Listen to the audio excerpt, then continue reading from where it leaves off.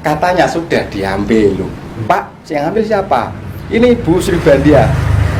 Bu Sri Bandia siapa? Bu Sri Bandia itu penggugat satu, itu ibu saya. Ini sudah tua. Jo meneh kok nonggone pengadilan. Pak Notonggole ora tahu. Hal sing kaya ini pengadilan sing model apa aku? Ini hak saya. Makanya hal semacam ini akan saya kupas tuntas, akan saya koordinasikan dengan berbagai instansi terkait. Tunggu saja, saya gitu kan.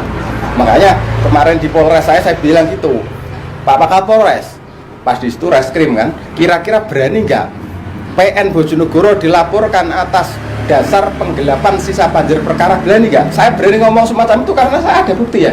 Saya gitu kan.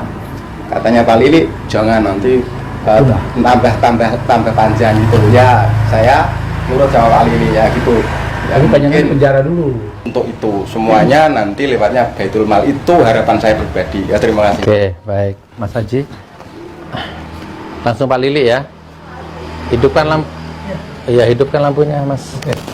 itu di situ tuh. Baik teman-teman ya, demikian, ini banyak tapi insya Allah ini sudah mewakili. Jadi saya garis bawahi, beliau-beliau ini adalah korban mafia perbankan, intinya gitu. Dibujuk rayu, disilih duit, terus kemudian dengan berbagai macam tipu muslihat, trik-trik dan lain sebagainya. Intinya hartanya, rumahnya, asetnya itu disita, dilelang, dan seterusnya, dan seterusnya. Bahkan ada yang sampai masuk penjara. Nah Pak Lili jelaskan sejelas-jelasnya, dan kalau bisa tidak retorika, tidak angin surga, tepat sasaran. Kira-kira bapak-bapak ini masih bisa kembali nggak haknya, dan seterusnya dan seterusnya. Monggo Pak Lili. Terima kasih pada Gus Nur yang sudah menyediakan waktunya. Ini adalah yang kedua kali saya tampil di Gus Nur. Assalamualaikum warahmatullahi wabarakatuh. Waalaikumsalam warahmatullahi wabarakatuh. Nama ya, biodata, latar belakang. Nama saya adalah Lilik Martono. Kebetulan saya berpengalaman di bank mungkin sepanjang 40 tahun. Saya pernah mengabdi di Bank Perancis dan Bank Belanda 15 tahun. Saya direkrut ke Bank Panin, mungkin saya 16 tahun. Saya direkrut oleh Mukmin Ali Gunawan, pemilik saham pengendali Bank Panin. Saya yang membuat SOP-nya Bank Panin. Apakah SOP operasional, apakah SOP kredit, nah itu saya membuat, termasuk SOP-nya pengawasan.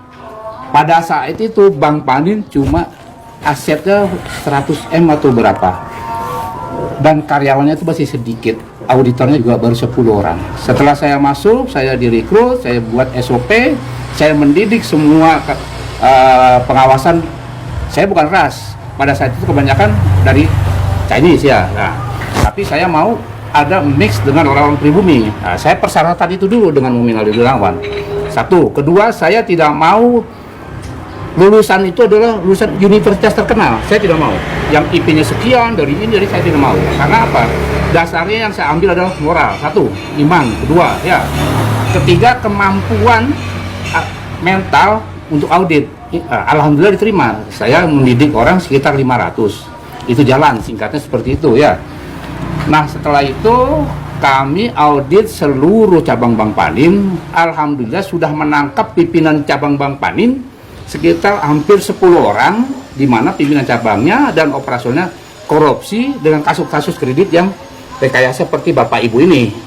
Gitu loh. Dan kebetulan saya pada saat itu juga sudah bekerja di akuntan publik, jadi saya mix antara audit, offsite audit, onsite audit. Saya bisa menangkap apapun yang ada terjadi. Saya juga IT saya tahu. Nah, makanya saya bergeraknya di dalam audit forensik dalam keuangan, dan saya juga sudah di training oleh PPATK gitu. PPATK waktu itu masih berdiri. Saya tahu bagaimana transaksi yang mencurigakan. Itu sepintas mengenai pengalaman saya. Nah sebelumnya itu, setelah berjalannya waktu, saya juga pernah ditugaskan oleh Bank Indonesia resmi mendampingi tim khusus ke Banjarmasin audit. Di situ ditemukan semua kejahatan perbankan, dari mulai investasi, dari kredit, dari operasional.